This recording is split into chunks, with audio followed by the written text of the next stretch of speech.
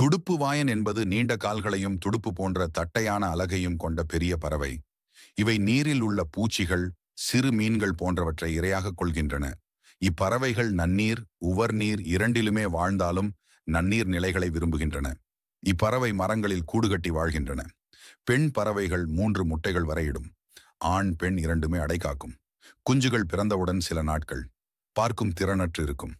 தாய், தந்தை இரண்டுமே குஞ்சுகளுக்கு இரை ஊட்டும். குஞ்சுகளின் அலகு இளமையில் கூர்மையாகவே இருக்கும். அவை வளர்ந்து பருவமடையும் போது அலகு துடுப்பு வடிவம் பெறுகிறது. தென் அமெரிக்கா, கரீபியன், தென்கிழக்கு, ஐக்கிய நாடுகளில் காணப்படும். நன்றி.